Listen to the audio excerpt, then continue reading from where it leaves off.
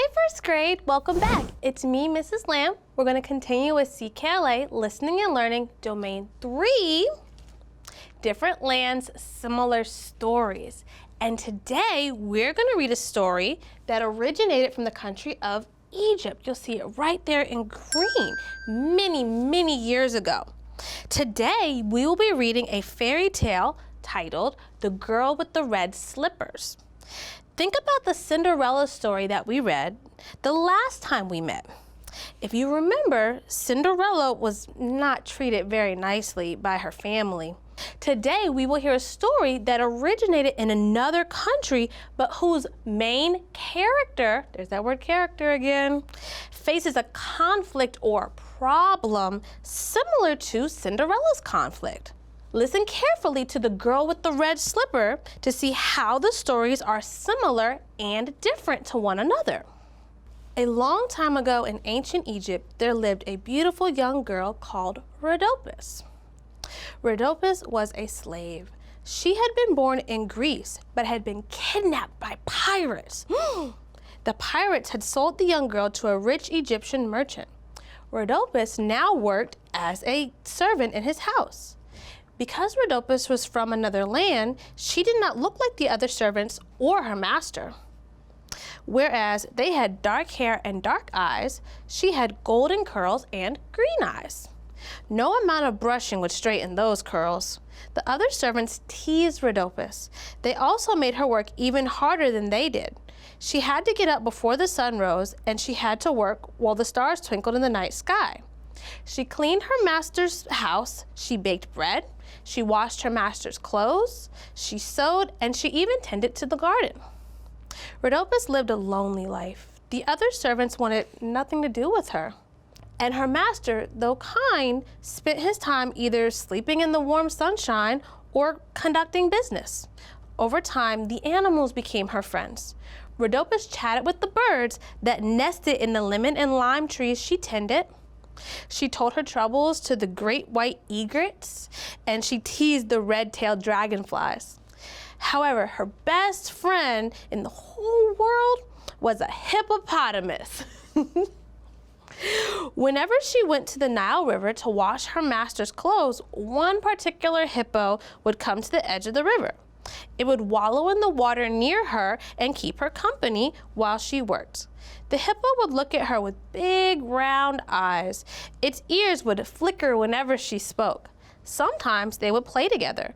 Rhodopis would splash water in the hippo's direction. The hippo would sink down under the water and then reappear close by. One day, while picking lemons from the lemon tree in the garden, Rhodopis heard music coming from her master's house. She placed her basket on the ground and began to dance to the music. She moved gracefully like a ballerina. Rhodopis danced in the warm sunshine. As she danced, her master woke from his very long nap. As he stretched and yawned, he looked around the garden. He spotted Rhodopis dancing to the music. Rhodopis moved so elegantly that her master watched her for quite some time. After a while, he thought to himself that this beautiful young girl who danced like a butterfly deserved some elegant shoes to adorn her bare feet. The next day, he went to his own shoemaker and asked him to make a pair of red silk dancing slippers. The soles of the slippers were to be made of the very finest leather. Several days later, the shoes arrived, and Rhodopis' master presented them to her as a gift. Rhodopis was speechless. Rhodopis loved her slippers. The other servants were jealous that she'd been given such an exquisite gift. They treated her even more horribly than before. This made Rhodopis very sad. Whenever she could, she would cautiously sneak into the garden, put on her red slippers, and dance. Quite often, she danced at night beneath the sparkling stars when everyone else was asleep. One day, Rhodopis' master was informed that the pharaoh Amasis had decided to hold a grand banquet at his royal palace. You know, this is starting to sound a little bit familiar. So the palace was in the city of Memphis. All of his subjects were invited. even the servants. Rhodopis was so excited. However, she quickly learned that the other servants had no intentions of her going. Instead, they gave her piles of laundry to do and warned her that it better all be done by the time they returned. As the servants prepared to depart, Rhodopis carried the huge pile of laundry down to the river. Rhodopis worked for several hours, washing and scrubbing the clothes. Her faithful friend the hippo kept her company. The hippo always cheered at Rhodopis, and so after a while, Rhodopis' spirits were revived, and she began to play with the hippo. As Rhodopis cheerfully splashed the hippo, it suddenly moved to duck down beneath the water. Then it reappeared quite suddenly right beside Rhodopis. As the hippo lifted its large head, it created a wave of water that cascaded down upon Rhodopis. She was drenched. So too were her beautiful slippers. Ooh, I imagine she would be all wet if a hippo splashed that much water on her. Rhodopis sighed and scratched the hippo's head. Then she took off her slippers and placed them on a rock to dry. After that, she continued with her work. She did not even stop to eat. After a long while, Rhodopis finished washing all the clothes. By now, her back and arms were aching, but she was happy to be done. Just as she was about to put on her red slippers, she heard the flapping of wings. In an instant, one of her slippers was gone. Bum, bum, bum. That sounds like conflict. From out of the darkening sky, a falcon had swooped down and stolen it. Rhodopis gasped out loud. She was certain that the falcon was actually the god Horus. It was a sign of something, but of what she did not know. There was nothing Rhodopis could do. She put her one remaining slipper in her pocket and returned to her master's house in her bare feet. Meanwhile, at the royal palace, an enormous crowd had gathered. The crowd was enjoying the festivities. Pharaoh Amasis looked on from his raised throne in the banquet hall. Although he was happy to see his subjects enjoying themselves, he preferred to go hunting. As Amasis did not have a wife or children, he spent most of his spare time hunting with his friends. Sounds like a good plan, you know. As the day wore on, Amasis grew restless. He was just about to sneak away from the banquet when a great falcon swooped down and dropped a small red slipper at his feet. I wonder what that could mean. Amasis picked up the small slipper and stared at it. He was certain that the god Horus had sent him a message. Amasis thought for a while. Then he summoned his advisors. He had decided that the god Horus was telling him that the owner of the red slipper would be his wife. The banquet was halted, and an announcement was made that the pharaoh himself would search the land for the owner of the red slipper. The guests slowly began to leave. Now, Rhodopis' master had already left the palace. He had gone off to take care of some business, and so he had not heard the announcement. His servants, however, had. Together, they decided that they would not breathe a word to Rhodopis. How rude. As the weeks went by, the pharaoh scoured the land for his future wife. He searched by land and by water, but he was unsuccessful. At last, his search brought him by royal barge to a region in the northern part of his kingdom. Rhodopis was washing clothes in the river as the royal barge appeared in the distance. The other servants saw it too and knew immediately what it meant. As the barge neared the bank of the river, the royal trumpeters sounded the pharaoh's arrival. Immediately, the servants ordered Rhodopis to hide herself in the reeds, as she was, they told her, too lowly a servant to be in the presence of the pharaoh. With the red slipper in one hand, Amasis stepped off the royal barge. Upon seeing the slipper, the female servants elbowed each other out of the way, all wanting to be the first to try it on. As this was happening, Rhodopis peeked out from the reeds. She wanted to see the pharaoh's face. As she peeked out, Amasis spotted her. He stared at the beautiful girl for several moments, and Rhodopus' heart skipped a beat. Amasis asked Rhodopus to step forward, and then he placed her tiny foot inside the red slipper. As he did so, it was clear to all that she was the owner of the slipper. The other servants were horrified that she would be the Pharaoh's queen, but the master gave his blessing. Together, Amasis and Rhodopus sailed away on the royal barge with the purple sails fluttering in the gentle breeze that blew across the Nile River. Behind the barge swam Rhodopus' best friend and honored wedding guests, and they lived happily ever after. That was a wonderful story. Let's take a brain break before we answer some questions about it. Okay, so you ready? So we're gonna do something called wiggle down. So I need you to stand up and you're gonna put your arms out and we're going to do some wiggling and some rolling just to get our bodies loose. You ready? So right arm first, we're gonna wiggle for 3 seconds, okay? All right, good wiggling. So now let's roll our head for 3 seconds. Ready, go.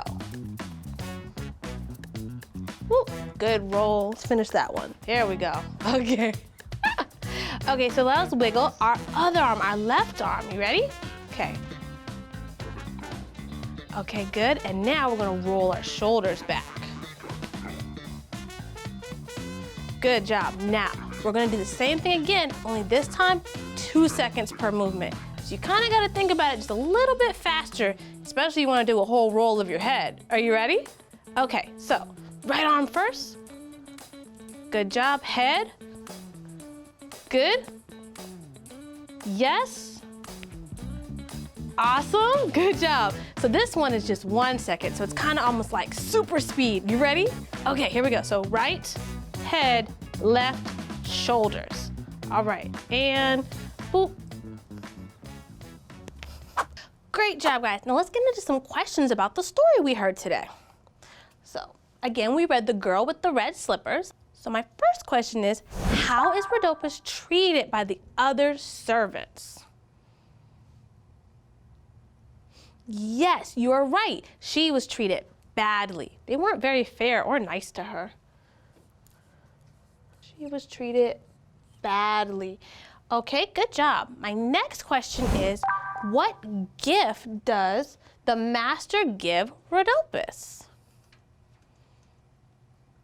You're right, he gifted her a pair of red slippers, red dancing slippers. They were pretty fancy. So red slippers. Oh, see, that kind of matches the title because she's now the girl with the red slippers because they were gifted to her. Okay, this is making sense now. Okay, so this question is going to require you to do some thinking. This question is, what are some similarities between Cinderella and the girl with the red slippers? Like I said, this is going to require you to do some thinking, so think about it, pair it with someone if you can, and then share your answers with me in just a minute. Okay, are you ready to share? All right, so just give me all the different answers because they were similar in definitely more than one way. All right, what was the first thing that was the same that you noticed? Yes, they were both treated badly. How can so many people treat others badly? I don't understand. So they were treated badly. Okay, so what else did you notice was the same about them? They had special shoes, yes. Okay, so.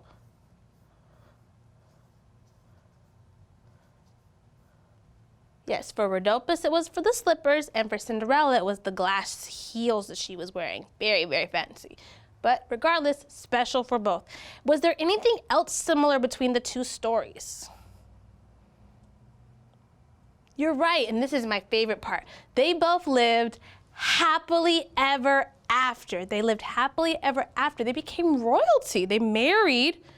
In Cinderella's case, the prince, and in Rhodopus' case, it was the pharaoh. And pharaoh is a different title, and it means something very similar to king that was used in ancient Egypt. Pretty fancy. So they both lived happily ever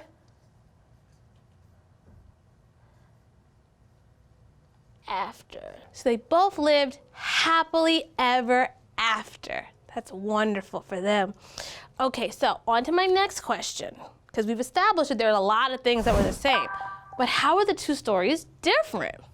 You can take a minute to think about this, and if you have someone, pair up with them and then share with me in a moment. How were they different? Okay, yeah, so there were several things that were the same but not quite the same. One of which, you're right, Cinderella was treated badly by family, whereas Rhodopis was treated badly by, I guess you could call them her co-workers. They were the other servants in the master's house, or kind of her co-workers. So Cinderella's issues were with family. So we're gonna say family, I'm gonna get a new word for you, versus